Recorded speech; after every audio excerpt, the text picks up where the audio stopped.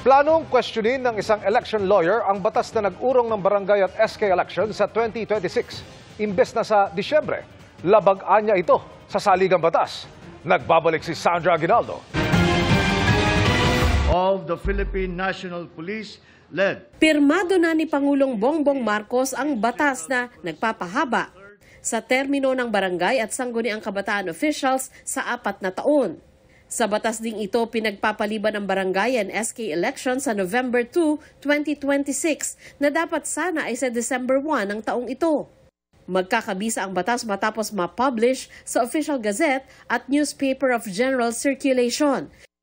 Pero ngayon pa lang, naghahanda na ang election lawyer na si Romulo Macalintal na dumulog sa Korte Suprema para maharang ito.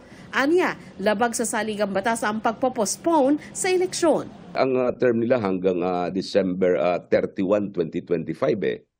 So, pagka yan ina-ex, hindi tayo nagkaroon ng election sa December 1, 2025, yung period from December 1 hanggang November 2026, iyan ay hindi na natin sila inihalal. Ang sabi nga ng Supreme Court, that constitutes appointment, legislative appointment.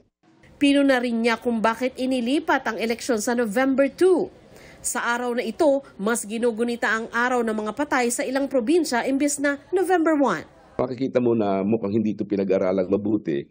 Sinabi nila na ang susunod na halalan ay sa first Monday of November 2026.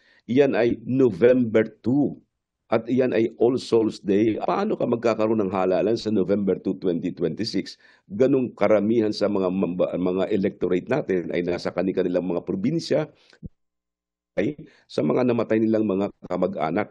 Aminado naman si COMELEC Chairman George Erwin Garcia na hindi pa sila nakararanas ng eleksyon na ginawa ng November 2. Pero susunod daw sila sa batas. Wala naman kaming diskresyon sa mga date na nakalagay dyan. Siguro ang kadahilanan ng Kongreso, yun lang naman ang ating pwedeng mabasa sa ginawa ng Kongreso na date na yan, ay kaya nila naligay ang November 2 dahil at least bakasyunan, dire-diretso na andyan na yung mga kababayan natin sa bawat mga barangay na nagsiuwian para ma-observe yung All Saints Day, All Souls Day natin na isang traditional Filipino celebration. Pero dahil sa posibilidad na ma-question ang batas sa Korte Suprema, ipagpapatuloy ng COMELEC ang paghahanda sa BSKE sa December.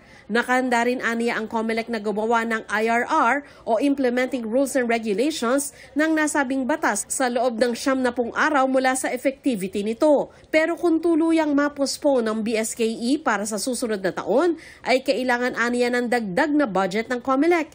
Inaasahan kasi nilang madaragdagan ang botante dahil magsasagawa pa sila ng registration. Tatandaan po ng lahat na una, nagparehistro lang po tayo lately nung nakaraang linggo na inabot ng 2.8 million na mga bagong botante sa 10 araw lamang. Plus, kung walang election sa December 1, magre-resume tayo ng registration ngayong 3rd week ng Oktubre. At ito'y matatapos ng July ng next year, 2026. We will request additional more or less, palagay ko, mga 4 billion pesos. Sabi naman ni Budget Secretary Amen ang Pangandaman, bibigyan nila ng karagdagang pondo ang COMELEC para sa BSKE kung kakailanganin. Para sa GMA Integrated News, Sandra Aguinaldo, nakatutok 24 oras.